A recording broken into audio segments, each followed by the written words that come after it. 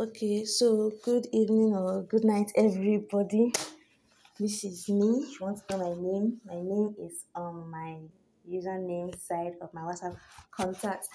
The initial reason why I did this, why I wanted to do this, the online class, was basically just because of the whole physics test going on. I really wanted everybody to revise the vectors part together, only for me to bring it up, and some people were complaining about measurements. So I think it's maybe people that didn't understand, and maybe those that resumed late, like yesterday. So I'm just going to do a quick course or run on the whole measurements. The first topic is measurement quantities. Sorry, I have cough, measurements, quantities, and units. So basically, I'm mostly going to stick with the calculation part of the whole measurement stuff. We're looking at, if you want to be able to solve these measurements, there are two things, there are the two major things you're going to know. I screenshotted some parts of my notes for you to use, or you can use your own notes better still, because it's better to understand with your own handwriting. So looking at measurements. Measurements are important aspect of physics, blah blah blah blah blah blah blah. Then we have what they call the two main things in measurements. We have fundamental quantities and derived quantities. Now, especially those that are in biology class, you guys might remember when we're defining cell, we're talking about the word fundamental. Fundamental is like basic. Fundamental is like foundation. So when we're talking about the fundamental units in measurement, we're like talking about those major stuff, those basic things, the foundational stuff in that are used to measure physics. The things that are used in measuring of physics terms, physics quantities. So fundamental quantities are the basic quantities that are independent of others and cannot be defined in terms of other quantities or derived from them. Fundamental quantities are independent. They are the head of measurements. They are the ones that start measurement. You can't use a smaller person like dimensional or derived quantities to define them. You can't use a smaller thing to define. They are the base of measurements. So since we know that part now, we're going to look at in measuring fundamentals, we're looking at the fundamental quantities. That is this portion I underlined just now. This portion here is the fundamental quantities. There are 7 of them. We have mass with dimension m, we have length dimension l, we have time dimension t, we have temperature, that is theta, current I, amount is n, that is mole, luminous intensity, that is J for candela. Then we have derived quantity. Derived quantities are gotten from mixture or combination of one or more plenty things. You can read all those ones in the notes. I have some other parts in the notes that shows it completely. We have some derived quantities, we have supplementary quantities, there are the dimensional quantity or dimensional units that are used for forming of fundamental quantities with the base quantity. So supplementary quantities are dimensionless units that are used along with base units to form derived units. We haven't solved any supplementary quantity. I haven't seen any question on it so far, so I'm not really going to base on that. So I'm going straight to solving for measurements because it's not that hard. If you're able to, I don't know, I'm not that good in teaching. I don't have that much experience, but I hope you guys will be able to understand. And anyone else that has that contribution can also make their video, voice note or video or whatever. So I'm going straight to measurement of calculating for fundamental quantities. If you want to solve something, they say find the dimension, like dimensional formula, dimension units. I'm looking at this particular particular units here, the ones I circled in red. These particular units are the basic. So if you want to solve for something, now they say solve it in its dimensional units. They are like trying to tell you to solve the particular terminology, solve this particular instrument in the lowest of its, the smallest, let me say, components, the smallest member, smallest particle, smallest building blocks, like in its atoms, the tiniest part of it. So if we have that now, we're going to solve things. Their answer, the basis, we're going to measure them in their form of their basic, their smallest, least, most in-depth particle. Your answers must always be in terms of M, L, T, theta, I, N, or J. So I'm going to take I think mostly when you start learning dimension measurements from when I was in secondary school, the first example so far in all my physics classes was always force. Since it's like the easiest and the most remember fundamental, the most remember dimension. Sorry, not fundamental, I'm mixing them up. The most remember dimension. So let's say that in this our physics test now, Mr. Physics O1 tells us bring out this force now. Represent force in terms of its dimension. Represent force in terms of its dimension and in terms of its unit. Represent force in terms of its direction and in terms of its unit. So now let's look at force. If you want to look at force, let's say representing force in its units, first of all, you have to write down the formula. The secret for knowing how to pass, fully understanding measurements, dimensions, and how to derive them is simply knowing your formulas. You know your formulas to the least detail. Not just knowing that, I know that force is mass times acceleration. I have gotten it, I know it, so I know the dimension. No. Do you know what acceleration is? Can you also break down acceleration? If you just know mass and acceleration, mass is not a fundamental thing, but it's not a fundamental unit. But acceleration is still a derived unit because it can still be broken down into smaller particles. So you have to know your formulas to the least of them, know how they are made up until they get to the final outcome. So we're going to look at force. We know that force, the formula for force is F. We have force is equals to mass times acceleration. We have mass times acceleration. So when we look at our list of fundamental values now, we're going to see mass. Mass is a fundamental value, meaning that mass can be broken down to any smaller units. So we're going to leave our mass the way it is. But looking at this list of 7 quantities now, we can't see anything on acceleration. That means acceleration is a derived unit.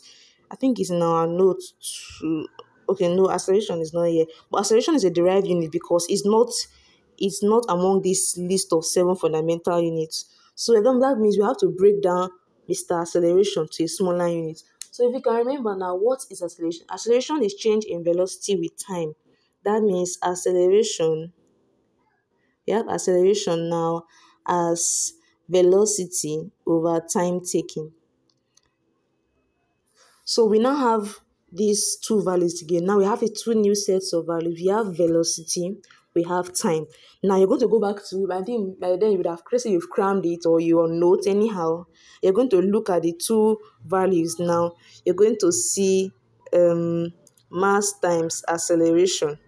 You're going to go to the values now and see, check now, you have time. So time is a fundamental value.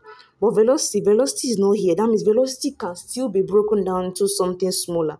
So we're going to go back to our page now. Okay, we've gotten mass, we've gotten time. Now time is now gone. Velocity now. So what is velocity?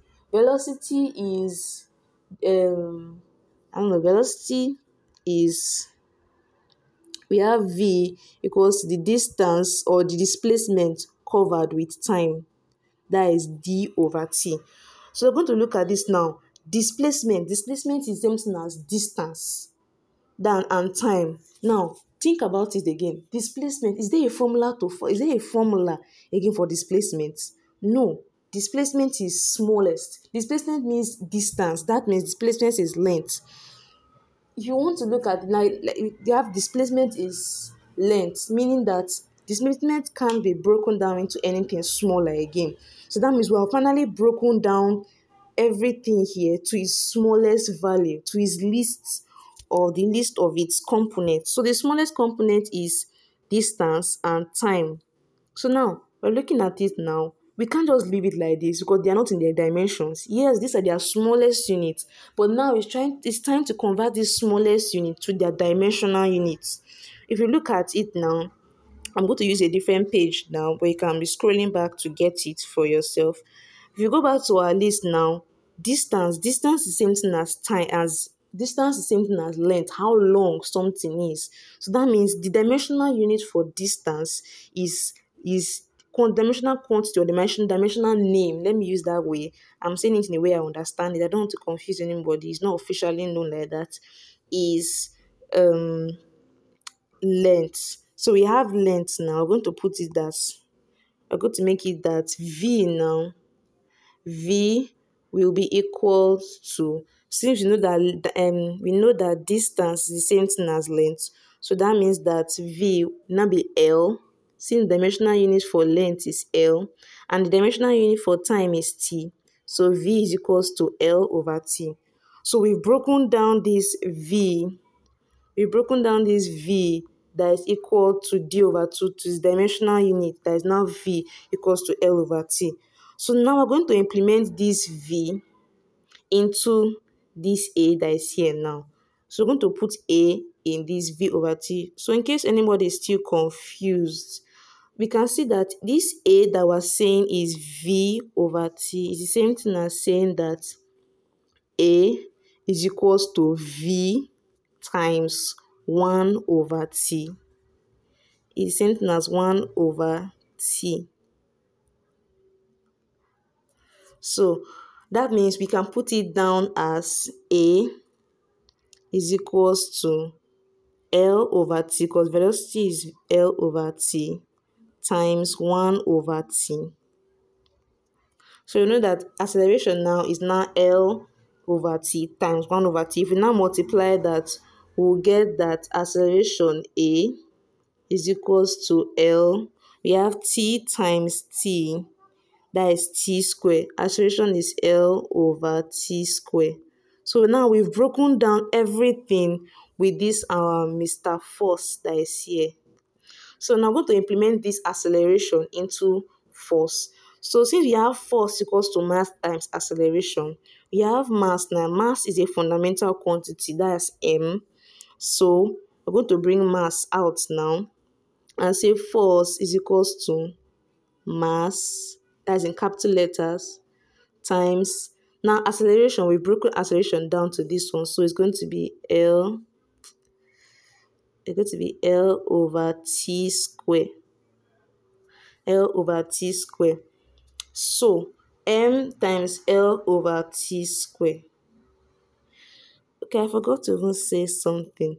If you check your notes for the rules for writing something in its dimensional analysis, we have rule number 1 that says that obtain a formula for the derived quantity in terms of any of the fundamental quantities. And now we've done that. We have broken down force in terms of its dimensional quantities. These are, everything here is now represented in dimensions. So we're going to look at rule number 2. Rule number 2 says leave out the constants like 1, 2, 3, pi, etc. and insert the dimension of the fundamental quantities. So in our question of force is a very simple unit. It doesn't have any constants in it. That's why I chose it first as the first example. It doesn't have any constant in it, so that rule we don't have to apply it here. So the third and the last rule saying using indices, eliminate fractions, leaving your answers in power, that is positive or negative when necessary. Okay, so let's finish solving for this F something. We're not going to say that if we multiply everything now, we're going to see that force is equals to ML all over T square. Now I'm going to look at that rule number 3. That rule number 3 says that we should use indices to eliminate the fractions, leaving your answer in positive, negative, or that means fractions are not allowed to stay. Now, if you recall in indices, the rule of indices I'm going to use, we have that 1 over A is equals to A raised to power minus 1. We also have that 1 over A square, all of them implies the same thing as 1 over A raised to power, is equal to, I have deleted it, is equals to 1 over A 1 over a is equal to a raised power minus 1. 1 over a square is also 1 over a raised to power 1 over a square is the same thing as 1 is the same thing as a raised to power minus 2. Sorry, I haven't tried this before. I just thought about teaching it this way. Sorry, my area is somehow noisy. I'm very close to the road, so I'm going to put that this terminology into our force. Let me write it down again. We got that F is equals to ml all over t square.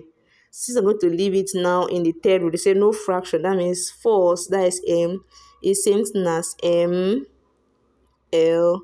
So this t is same thing as 1 over t square. It now becomes t raised to power minus 2. So we have finally gotten our answer. This is force in its dimensional unit, in its dimensional form. We have broken it down to its building blocks, to the lowest of its components. So that means if you want to put it in units now, you can say that force is equals to, like, the SI unit, put in the SI unit form. We have kg for m, we have L is m, then we have time, that is seconds, s raised to power minus 2. So this is it in its SI units form.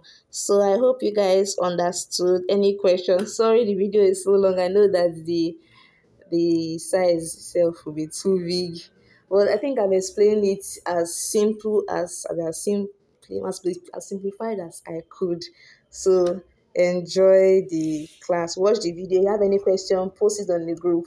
Maybe I'll solve one. I'll look for one other one that has that number 2 rule, that has constant. There should be something like that in our notes, so that we'll see how to also remove contact. Then we'll look at if something is dimensionally correct, and that means just 2 more examples to go.